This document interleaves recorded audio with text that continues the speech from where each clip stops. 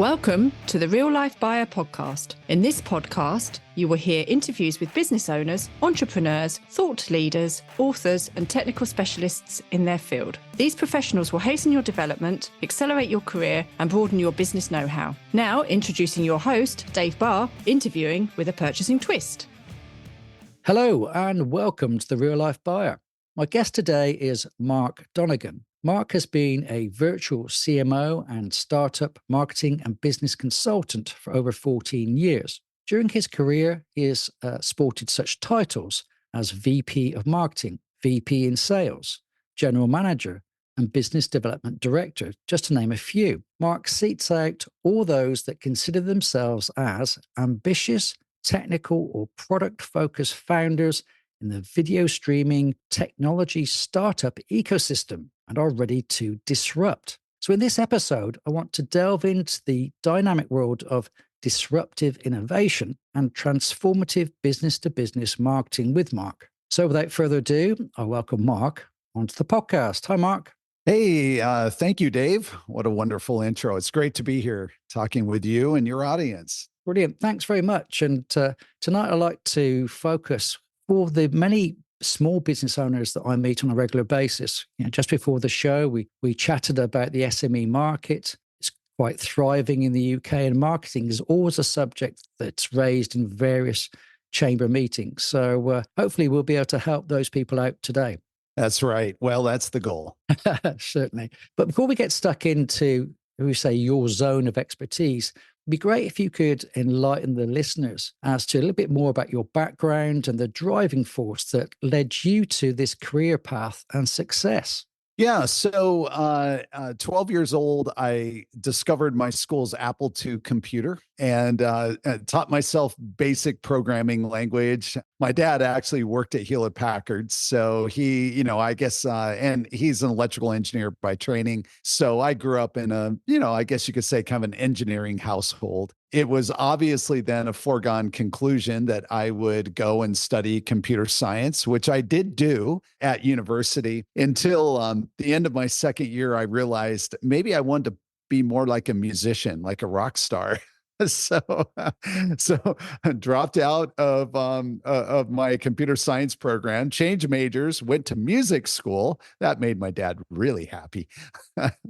But I say all that because, connecting the dots when I look back and I say, I've always had this very strong technical component. I'm a technologist. I love technology, but at the same time, I'm very creative. So that was the intersection really of marketing and sales. And long story short, going back to music school, I never became a rock star. But I did learn one thing, that I really, being a poor, starving musician is not so glamorous. So along the way, I was putting myself through college. Even in high school, I started working, selling, computers and electronics equipment. And, so I started developing sales skills. And that really started the whole journey of, learning how to use words, how to use language, to get somebody to, listen to me and therefore make a buying decision. And over the years, that progressed. And I guess you can say kind of one opportunity led to the next. And, along the way, I was really fortunate to be a part of a few companies that, I've heard it said that, oftentimes it's just one or two opportunities or companies that kind of make or shape a career. And that certainly was true for me. And so I feel very fortunate, of where I sit today. But that's my journey. Brilliant. It's really quite interesting, that. Yeah. So let's get into the meat of our discussion. Let's try to help some people out there today. And I've been obviously researching some things about you, looking at your LinkedIn profile, your websites and such. And can see, obviously, I can see all around me that there's a rapidly changing landscape, talking about disruption and innovation. And there's lots of that going on at the moment. You refer to something specifically called a category design approach, though. I'd like to understand more about what that is how you apply it, what its relevance is to SMEs. Can you talk us through this category design approach? Yeah, I can. And it actually is fairly simple to understand. And the best example that I have that I think everyone can understand and relate to is when Apple introduced the iPod. And for those of us that, remember that, Steve Jobs famously came out on stage and I think in his opening, like the first 30 seconds, first minute or so, when he walked out on stage, he held up this, what we all thought, well, it is still a very beautiful box, very unusual looking box with the round wheel and, the original iPod. And he held it up and he did not say, announcing Apple's new MP3 player, announcing Apple's new music player, or some variation of that. What did he say? He held it up and he said, 1,000 songs in your pocket. Now, if you think about what that statement says, okay, 1,000 songs. Well, songs, that's music, right? So right away, I know it's a music player. I don't have to say it's a music player. Okay. Why do I really care as a user what the format is? MP3. There happens to be other audio file formats, some that are of much higher quality.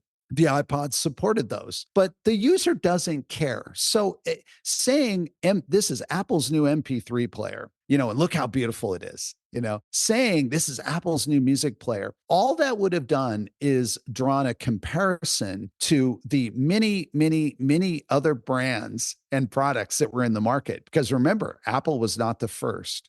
And yet just, something like 5 or 6 years after the launch of the very first iPod, Apple owned like 80% of the MP3 market, which is a category, obviously, that product fit into, but they owned 80% of the market. 80%.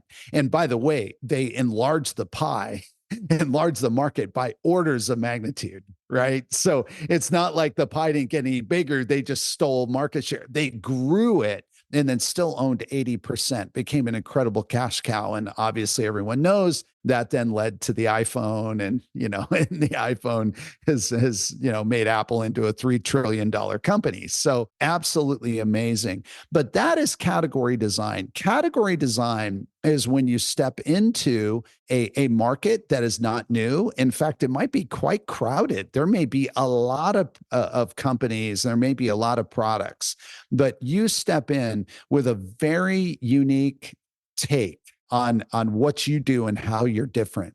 That is category design.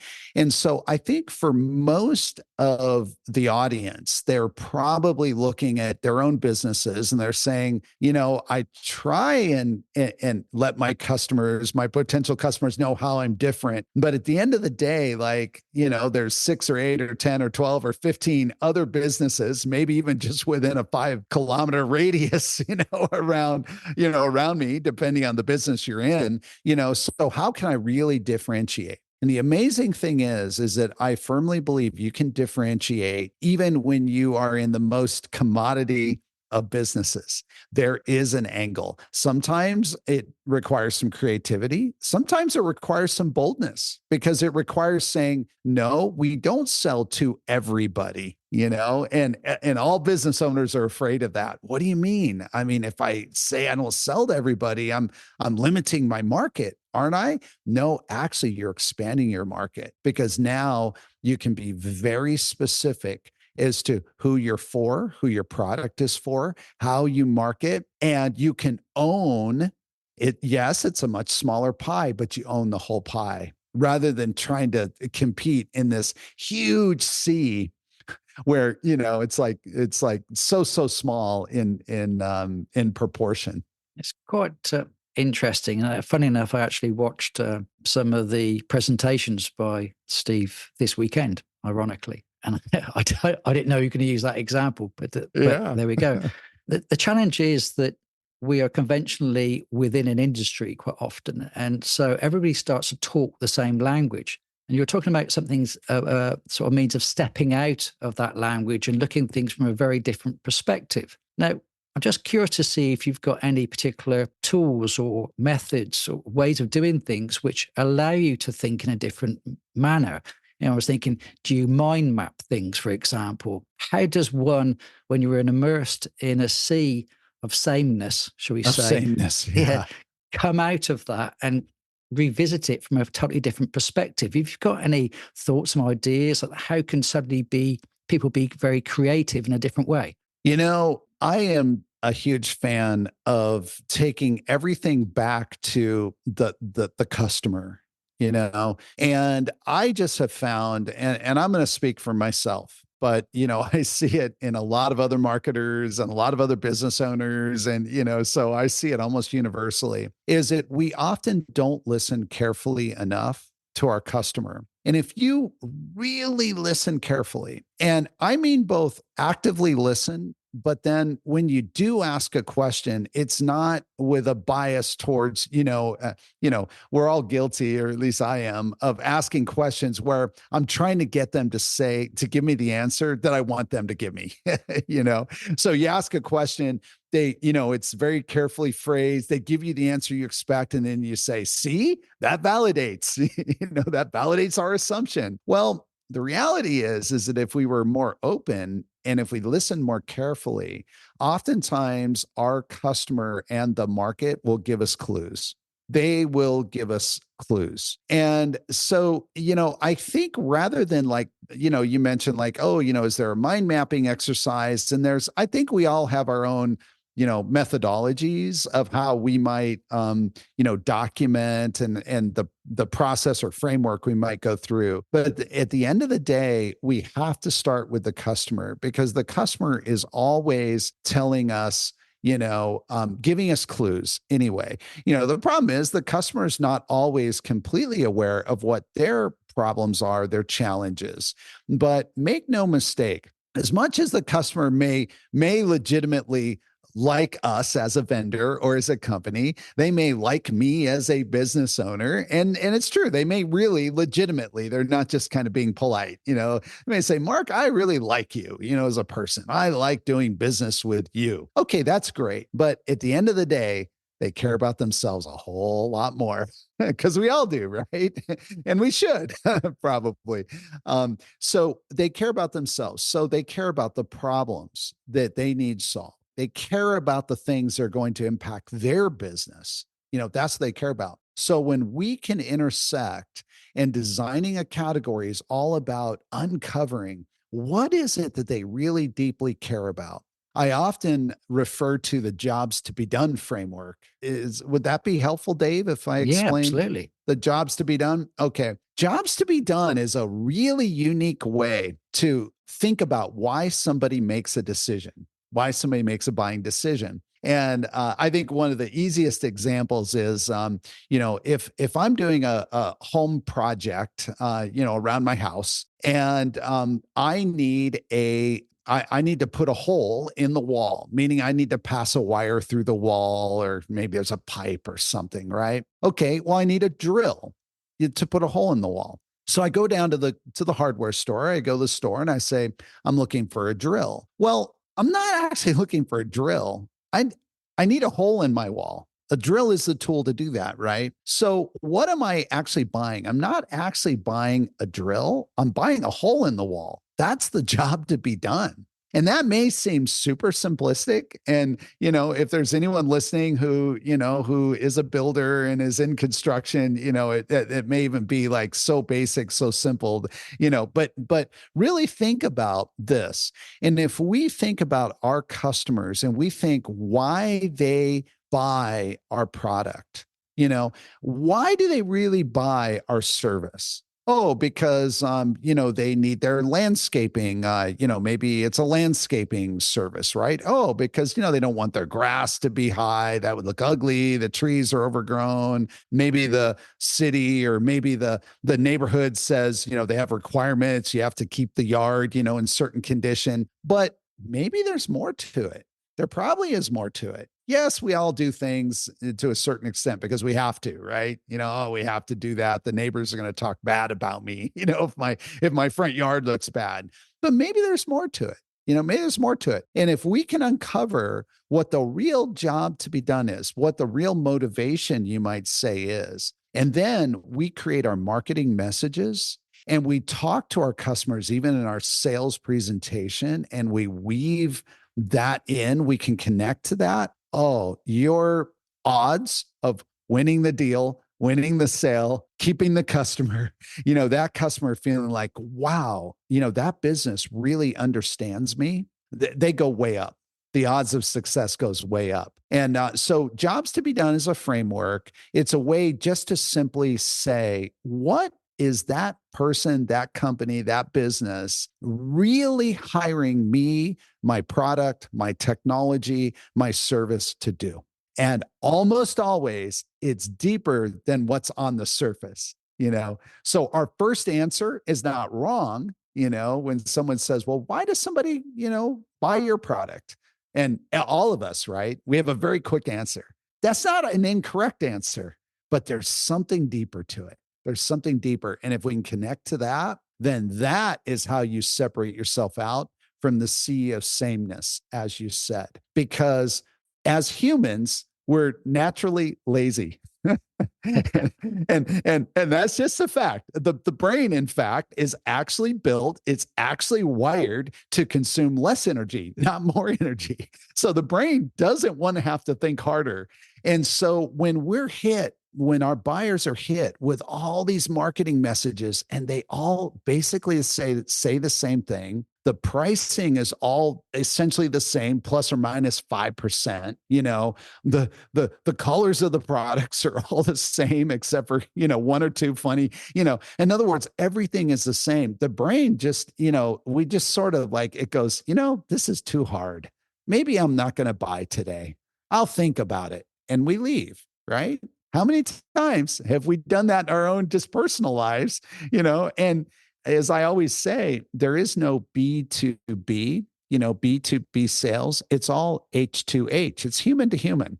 It's not like we switch off our humanity, just because, well, now I'm buying for my company or I'm buying for a business, or it's not my money, because it's, I'm buying this on behalf of the company I work for. No, it's still human to human. There's human interaction.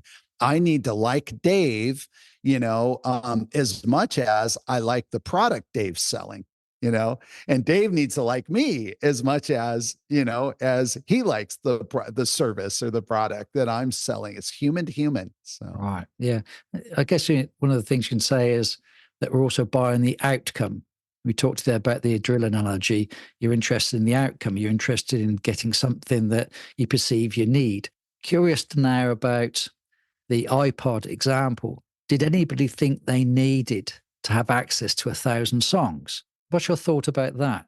You know what? It's a great question because, and I am dating myself, but I am old enough to remember when, I got in my car and I had my big nylon case with maybe 10 or 12 or 15 CDs, in it. And I wouldn't leave the house without my, favorite CDs, right? And so when you think about what 1,000 songs in your pocket says, at the time, although CDs could have more than 10 songs, but kind of on average, everyone kind of knew like a CD has 10 songs, some, if the songs were shorter, of course, maybe it had 12 songs, if the songs were really long, maybe it had 8 songs, 9, but 10. So you could do some quick math and say, oh, that's 100 CDs. Well, some people had much larger collections, obviously. Most people had smaller collections. So you say, well, did you really need 1,000 songs? Well, what it's saying without saying the words is you can fit your entire music library, personal music library, on this little device. That's what it said. But the beauty is in the simplicity. It's 1,000 songs in your pocket. So 1,000 songs, we know it's a music player. I talked about that in the very beginning. Songs, the word songs. 1,000 is quantifiable. Like, wow, that's 100 CDs roughly. Whoa, I probably only have 50. Wow, I can fit my entire. This is amazing. And in your pocket, it's portable. And so now, think how many sentences you would have had to have, most marketers would have written, announcing Apple's new, MP3 player that stores, 100 CDs that you can carry in your pocket. Of course, they would have used, better copywriting, right? But it would have been much longer, certainly probably a couple sentences. And again, the brain is lazy. So the more that we make our customers think, the more we make that our customers have to reason, or consider like, well, but how is that different than what this company over here is saying? Kind of seems the same. The more that we tire out our potential buyers, we're just decreasing the odds that they're gonna raise their hand and say, I want to buy what you're selling. We're decreasing the probability. So some very simple sentences, as you say, can replace a lot of complexity. All the Yes. talk about features and benefits and everything else that one tends to think of can be wiped out by that simplicity, very clear picture. Yeah. Yeah. I think, there's something very interesting that I do believe that the sophistication of the buyer, I think that buyers have just in general gotten way more sophisticated, and probably by the virtue of just the pace of technology innovation. And, you just think about all the devices that now literally 18-month-old child, and the moment they can hold something, they're already using an iPhone, right? I mean, you see it, it's just amazing. But even for those of us that didn't grow up with those devices, now we've had enough time that I think buyers in general are just far more sophisticated. And I do believe that maybe 10, 12, 15 years ago, 20 years ago, you actually did need to talk about features and benefits because people didn't know as universally, about what some of these things did or how they worked, and you had to educate them. Also, you think about it, and this is not 15 years ago. I mean, even 20 years ago, obviously the internet was very much a thing and there were websites and everything. But 25 years ago, 30 years ago, how did you get information? Well, it was largely like magazine ads and TV, right? It was print, TV, radio. But those mediums didn't give a lot of opportunity to, there wasn't YouTube videos, right? You Yeah. couldn't go, so you just think about how information flowed. So you had to go in the store. You had to stand in front of somebody who would go through a features benefit presentation. I mean, you had to. That's how you got the information. Now you don't have to do that. And so I think that's why the simple messages now, and not only are they just far more effective, but why they work, is because in general, buyers are just far more sophisticated. And if they don't know something, there's a lot of avenues for them to go get the information and self-educate.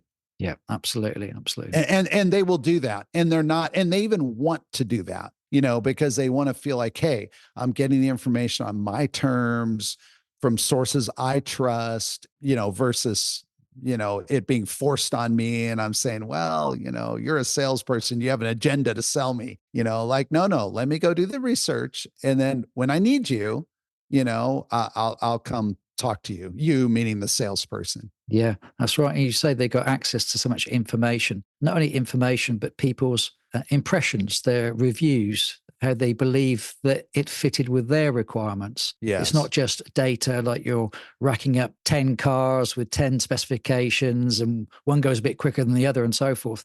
Now you get everybody's opinion on, the feel, the aesthetics, how it works.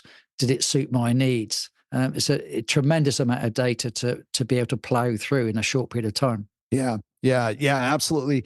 And, making this practical for like an SME is that, this is why a lot of times social content works really well for small businesses, medium-sized businesses, because it allows them in a very natural, very real way to kind of open up behind the scenes, or behind the closed doors, so to speak, the inner workings of the business. And more people, that they want that. It's like they not just want to, they don't want to only know that I'm buying a good product from a company that's going to be there to support me, and but they want to know, like who's the founders, who are these people, who are the employees, do they look like they're having fun, do they look like they care?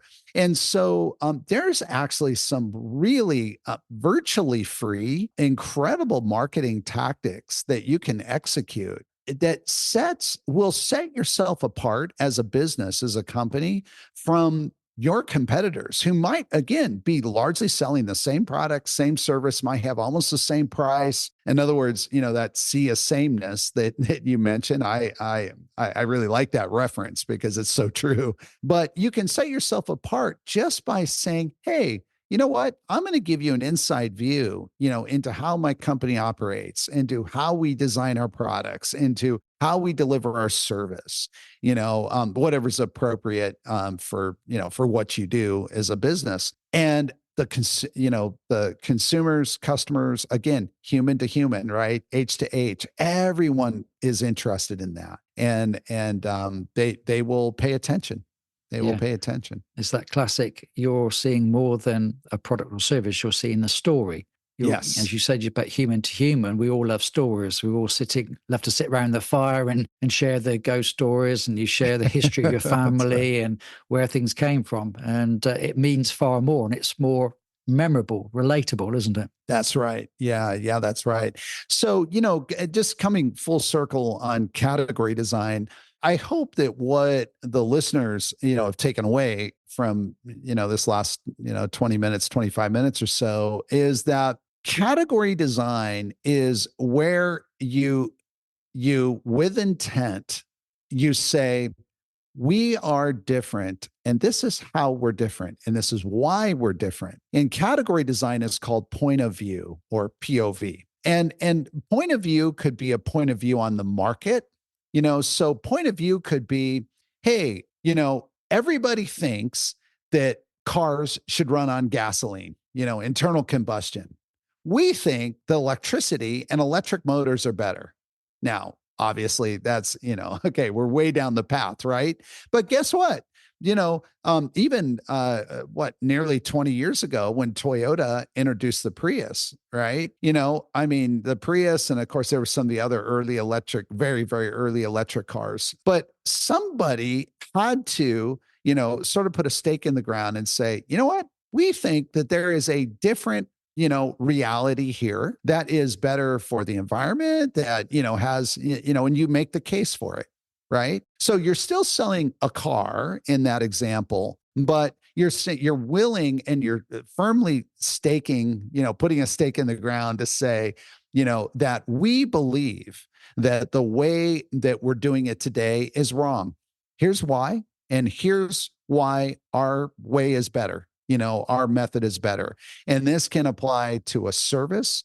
This could apply to, obviously products. There's really this could apply to a restaurant.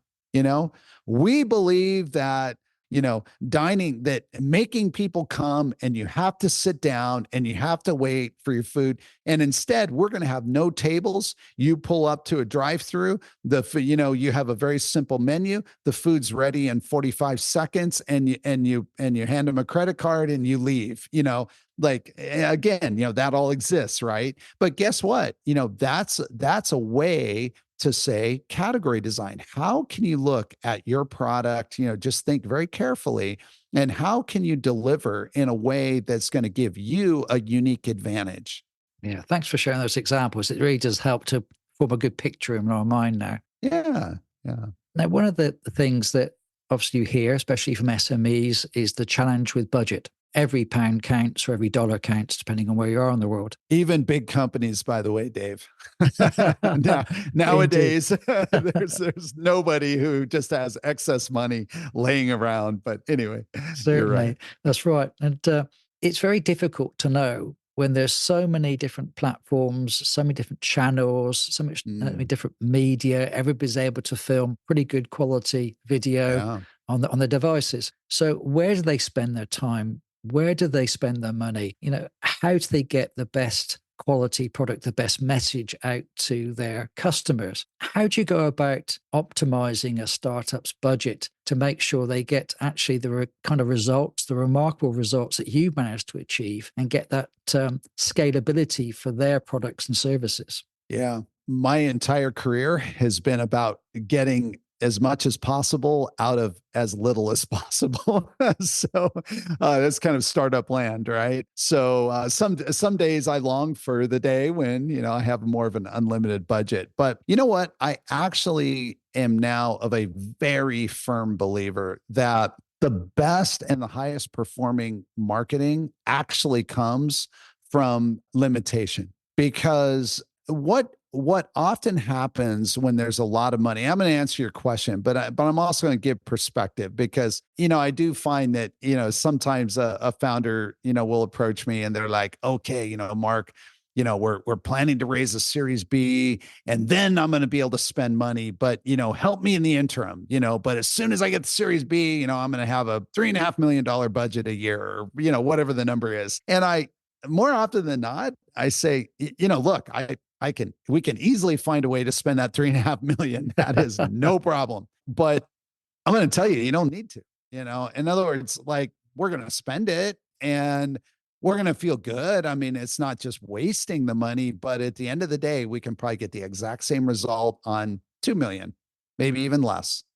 So here's the key to maximizing budget. There's two areas that you have to optimize marketing budget, that is, for a startup.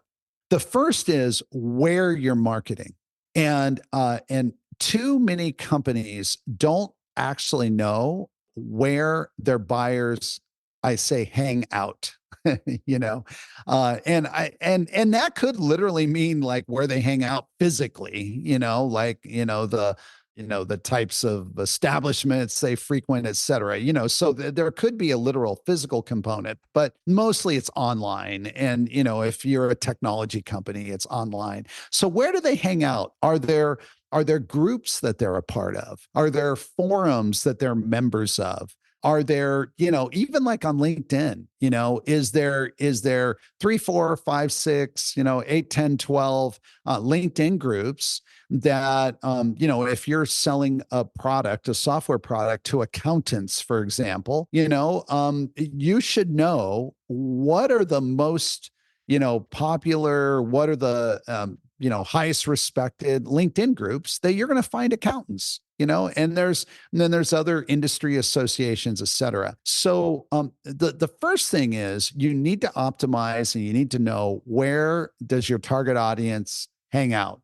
Now, they don't only hang out in one place. So unfortunately, it's not, that you can join those 6 accounting groups on LinkedIn and you're done, but you better at least know 3 or 4 and be in them and be participating.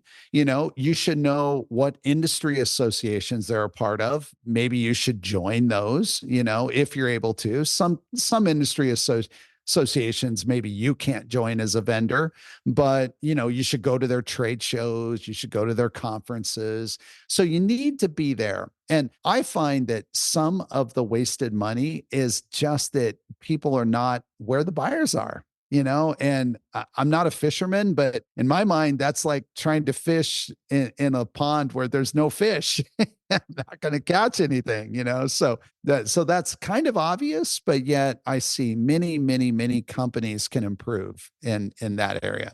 The second area of optimization, again, talking about how you do more with less, is in how you structure your marketing team. So this is kind of one of those things where if someone says, okay, Mark, how do I build my first marketing team? It's a little bit of, well, it depends. Let's have a conversation. So it's not that it's as cut and dried as, well, you need to hire this person and then you hire this person. And then it's not quite that cut and dried. We need to have a conversation, but there are ways to maximize what you get. So let me just talk about about the pitfalls, some of the pitfalls I see startups fall into. One pitfall is that they assume that if I hire one senior, like a head of marketing, so like maybe a director level, oftentimes a VP is kind of too high level. So someone who's a VP of marketing very often is not going to go join a startup where they're the first and only marketer. Occasionally you'll find someone like that, but usually not. But so they hire a senior person, and the assumption is that this person is sort of a superwoman, or Superman, like, oh, but they're senior and they came from this really big famous company that maybe is in our space, so they're going to come in and first of all, they're only one person. The marketing disciplines are vast. I've seen some very, very capable people working in marketing, but no one can do all of the tasks, equally well. So right there, you have a constraint. You have someone that comes in, maybe they're a great writer, but they're not a designer. And they really don't like doing the analytical stuff, so digital marketing. So they produce great white papers. The content is amazing, but the graphics, not so much, and they're not able to track, like metrics of, how is my content getting viewed, and so there's no analytics. Well, that's a problem. That's incomplete, right? So then what will happen is somebody will then sometimes pivot the other way and say, okay, so we're going to just hire maybe 2 or 3 because we don't have a lot of money. So rather than hire one senior person, we're going to hire 2 junior people. We know they're kind of generalists. We know they're not going to be great at, really any one thing, but we'll at least have marketing. And so, then what ends up happening is, okay, it's true, you get posts up on LinkedIn, but nothing is synchronized.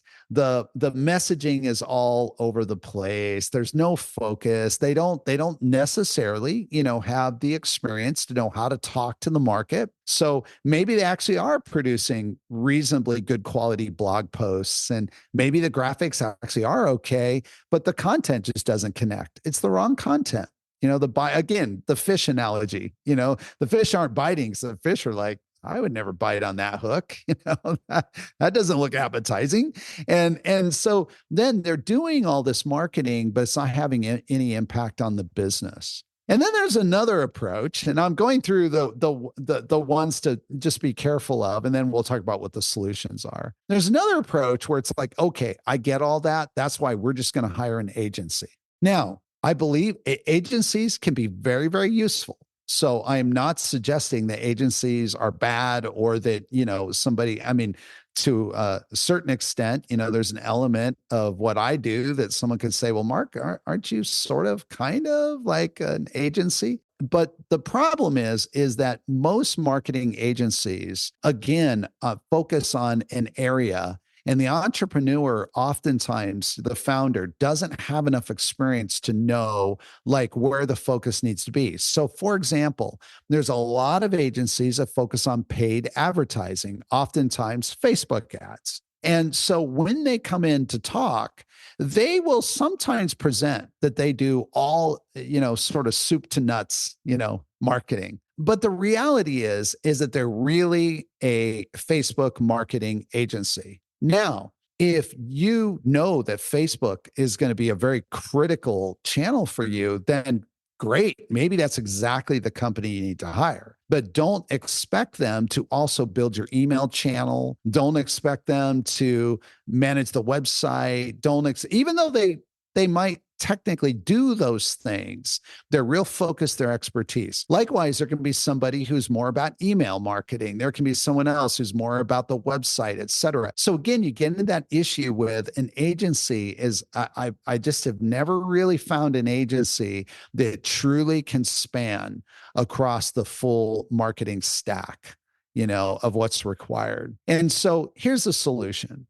What I have found is that you want to bring in as the entrepreneur, you want to find somebody who's like a conductor. now, and literally when I say conductor, like an orchestra, like a conductor standing on the podium, directing all these world-class musicians to make this, incredible music. You need somebody, and maybe the person used to be a CMO, maybe they were a VP of marketing, and it's very hard to attract these people full time. Again, occasionally you can, and if depending on your state of growth and funding and how hot the market is, if you're a hot AI startup, well, maybe you probably could attract somebody. But for a lot of businesses, it's going to be very hard. And so what you can do is you can find somebody who will work on like a fractional basis. Now that doesn't have to mean that like, oh, but I'm only getting them like 25. I often say, when you work with me, you get 100% of my brain, you get 100% of my experience, everything. And oftentimes when you strip away a lot of the management duties and things that come with being a, internal full-time employee, like oftentimes the core job of leading marketing is only 30 or 40% of what a CMO might actually do, sometimes even less, because they're doing team reviews and they're having to handle personnel issues. And they're, you think about, how much is someone's day and you say, wow, you're right. Actually, the true job of marketing is like 2 hours a day, and the other 6 or 8 are doing other things that need to be done. I'm not saying, that's busy work, but it's like, so one advantage of bringing in somebody on a fractional basis is then what they can do is they can work with either internal resources that the company may have. So maybe you have a writer who, maybe you have a marketing generalist who's actually a pretty good writer. Great. Dedicate that person.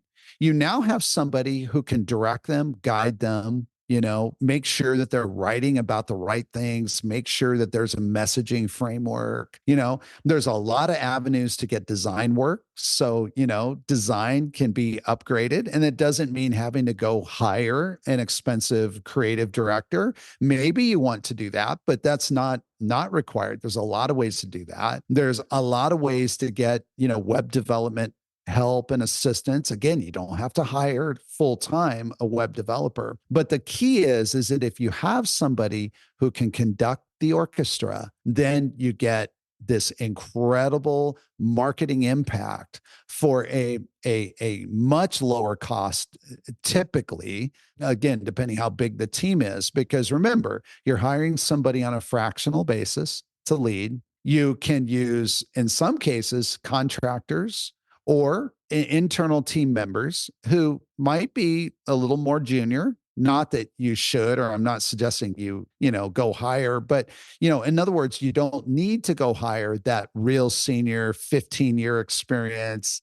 director of marketing. You can hire someone who's 3, 4, 5 years out of university, has some experience, and can come in and with the right guidance really do a great job. And so this is the framework that I bring to really every company that I work with, and it's worked really well, so well that typically I find that these small teams are a lot more effective and produce better quality than the big in-house teams, that I've worked with or been exposed to or led. Yeah, that's some really interesting points you made there. And, certainly the term fractional has become far more common in the last year. I really noticed that's coming out. Across a lot of executive roles. I think that's absolutely true. And yeah, sorry to interrupt, but just to make a point is that, obviously my domain is marketing, but I have a feeling, my senses tell me that engineering, there's some functions, like I can imagine like in accounting, especially when a company gets kind of certain size, like, you need full-time people who are sitting there every day, just looking at your set of books and your numbers and, whatever. So there's some functions where, I don't think you can always be virtualizing them, but more and more, there's just, as companies are so dynamic and their needs are flexing up and down. And I think with all the recent tech layoffs, I know there's been a lot of talk and, and I feel terrible for, the thousands and thousands of people who've been impacted by it, because certainly for the most part, it was absolutely no fault of their own. The companies just simply, they overhired. But what really happened was they didn't overhire at the time they made the hire. It's just that the needs of the business changed, and the way that I see it is the odds are that at some point, hopefully in the not too distant future, the needs are going to swing back a little bit. So then what happens? Do they rehire people? Does this become this boom bust, cycle, like hire, layoff, hire, layoff. And that's a terrible thing. I hope that's not the case. So Yeah, absolutely. You've answered a hell of a lot of things in those few minutes, and I've seen the time has flown by. yes, it But has flown the by. value you've added there, I think that's excellent. You've created a lot of perspective. So thank you for sharing all of that. That was really good. Now, there's one question I still want to ask you because it's a little bit unusual, perhaps. I'd love to talk to you about networking, everything else now, because you formed so many questions in my mind about, going to fish in the right places. And there's an awful lot of SMEs that are out there networking every day, but where do they go? How do they get best value? But that perhaps is for another day now. Before I ask the last question, I'm sure people are fascinated to find out where they can find out more about what you do and the things that you instruct people on. What's the best locations to tease out more information about yourself? Yeah, well, I am very accessible on LinkedIn. So, just type in Mark Donnigan. You will find me. I publish quite frequently. I also have a website, and my website is Growth Stage. So that's just growthstage.marketing. It's a .marketing domain. I was really lucky to get that. So, growthstage.marketing, and publish a lot of free materials up there. If someone wants to learn more about jobs to be done, category design, and a whole lot more. Brilliant, brilliant. So the last question, now something that's I've been approached by and I'm trying to help a company with, and it's something I'm hearing a little bit more. Certainly people are developing things. We talked about earlier on markets. You're talking about big ponds where there could be some very big fish. And you've developed perhaps a product or a service. You want to break into that market. You want to be disruptive. You want to bring something new and innovative there. But you've got these big behemoths roaming around, eating all the little fish up, shall we say. That's right. Now, there's a particular company I'm talking to where they want to bring in their brand in their world. It's quite well known. It's from a different country, but they want to bring that product, that brand into a new market where there's these big fish. Now, how do they go about breaking into a market like that? How do they make sure they don't just get overwhelmed and ignored and swallowed up by these other big players? What kind of things can you recommend they could do to really compete with these big boys and make a difference? So let me ask, are they selling B2B or is this a consumer brand? This is predominantly B2B. Okay. Okay. And what sector of the market are they selling to, small, mid, enterprise? This particular company wants to sell into the distribution and wholesale, and they in turn go to the consumer. Okay. Okay. Yeah. So, a lot of the comments that I made previously would be the starting places, but I will make this observation because I've seen this with companies wanting to break into new markets or new geographies, is that regretfully, rarely does the success or, even the brand to some extent, although, sometimes a brand carries over, but rarely can you just sort of say, hey, we're successful in, I don't know, Australia. And therefore, and I have no idea if they happen to be Australian, I have no idea. So I just guessed, but, we're successful in Australia or, Germany or, wherever. And now we're going to come to the UK and surely everybody's going to, react really well because look how successful we are. It's a new market, right? It's a new and that geography, that marketplace has its own players. So the first comment that I would make is that sort of you almost want to go back to day zero. I would design a plan that is predicated on none of that goodwill or that brand prestige and, and just the knowledge in the market carrying over. Now, if some does, that's a bonus. In other words, that's great. But I would build a plan that's almost like we're a startup and no one knows who we are. We're a year old, and so we've got to start. So that's my first comment of what I would do. The second thing is budgets always come into play. So if they have some money to spend, depending what that means, that doesn't necessarily have to mean, millions and millions and millions of pounds, but maybe it does, it depends again on, but if they have money, then I really am a fan. And in category design, it's called lightning strikes, and really it's nothing more complicated than designing very intently. For example, some sort of a press announcement that lines up with some sort of a very large public event. Now this could be an event that the company holds, that the company hosts. This could be maybe a major trade show that they're going to be at. It could be a lot of things, but there's like a in-person, like a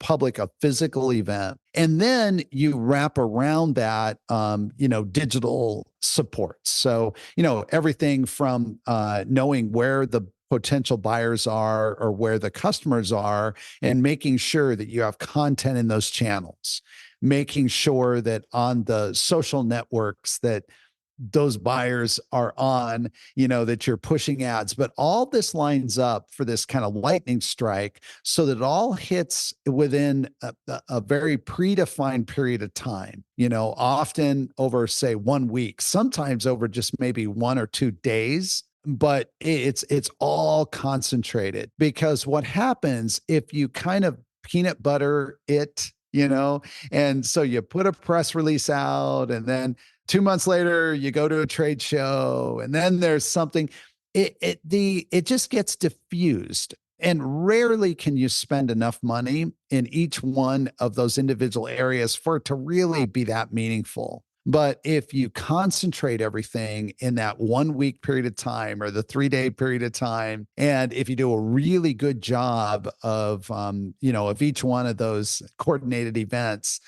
it can be really, really impactful. And, so again, without more information, I could ask a dozen more questions, but, my number one piece of guidance just to start is to assume you're at day zero. I just would design all the plans that way. I would just say, look, because if it turns out you're not, and some of that brand prestige carries over, that's great. That's purely a bonus that only helps you. But if you go in assuming or relying on some of that, it could really leave you flat. Yeah. And then you design a lightning strike. That's brilliant. I love the term lightning strike. That really does form a picture in your mind. You see lightning hit a river and the impact it has on the river, or you think about throwing a great big rock into some water. It can split a rock, I mean, that's how powerful exactly. it is. So, I love those analogies there. Make the big splash, basically impactful, get everybody wet by the splash, shall we say, rather than throw in 100 mini pebbles. It won't have the same impact. Yeah, that's yep, you got it. That would be my recommendation. That's brilliant. I think even that applies in principle to the smaller companies where there are. Let's just take a very simple thing like you just formed your own, say, electrician or plumber service. There's lots of plumbers, there's lots of electricians out there. And if you just keep putting out your little bit of social media content and the reviews and so forth, people start to notice you over a period of time. You can be as consistent as you like, but it's a small splash each day. But if you put all that marketing effort into a great big monthly campaign and you really hit it hard, lots of people will notice the wake in a much bigger, in a much bigger form. Yeah, it's super interesting. just to put a point on what you're talking about here, is that a lot of business owners, it really scares them, this line of thinking, because they think, oh, okay, of course I wish I had the budget to do a lightning strike every day, or every month, or even just every quarter, but I don't, and so. But you're telling me to put like 60 or 70% of my budget, you don't put 100%, but into an event that's only going to last like 1 week out of the whole year. Like, that's really scary to me, like what if it doesn't work, Well, but here's the thing.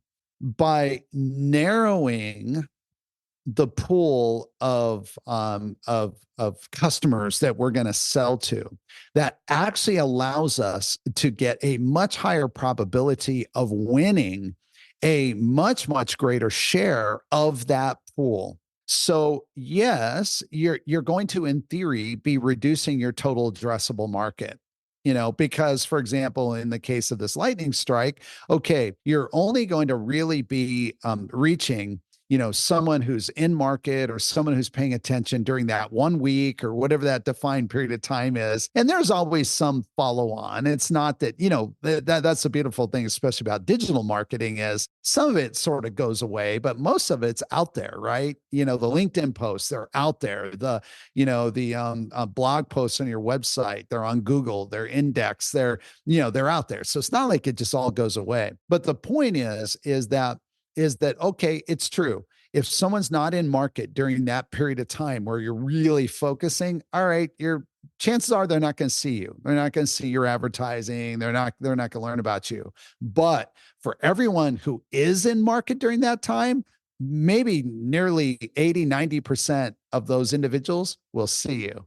Now it's incumbent on us to say the right things and to have the right offer, and to, because I still have to have the right product, that meets a need. But if I do, odds are really good that I'm going to attract a very, very sizable portion of the market during that lightning strike period. And that's why it works. And there's just a lot of examples of where companies that have executed, and it's been very effective. That's brilliant. Thanks for sharing that. I would love to be able to dive into all the examples as well, but obviously we're out of time now. But yeah, we've gone over. It's been fascinating to talk to you, though, Mark. So what I can say is thank you very much for sharing all that wisdom.